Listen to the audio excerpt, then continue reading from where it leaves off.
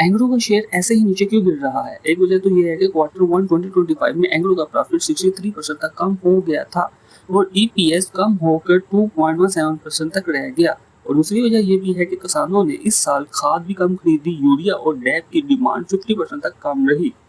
एंग्रो ने बैंक से लोन लिया हुआ था जिसको रीपेमेंट करने में इनको काफ़ी चैलेंजेस को फेस करना पड़ा और इनकी फाइनेंस कॉस्ट 58% तक इंक्रीज होगी, यानी कि प्रॉफिट का एक बड़ा पार्ट लोन की रीपेमेंट पे लगाया गया। इन सब वजूहत की वजह से इन्वेस्टर्स ने पैनिक होकर शेयर्स को बेचना शुरू कर दिया और शेयर की प्राइस नीचे चली गई। एंग्रो का शेयर ऐसे ही नीचे क्यों गिर रहा है? एक वजह तो ये है कि क्वार्टर वन 2025 में एंग्रो का प्रॉफिट 63% तक कम हो गया था और ईपीएस कम होकर 2.17% तक रह गया। और दूसरी वजह ये भी है कि किसानों ने इस साल खाद भी कम खरीदी, यूरिया और डैप की डिमांड 50% तक कम रही।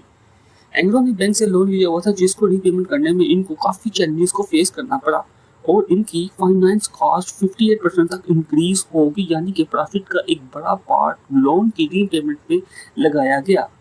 इन सब वजूहत की वजह से इन्वेस्टर्स ने पैनिक होकर शेयर्स को बेचना शुरू कर दिया और शेयर की प्राइस नीचे चली गई।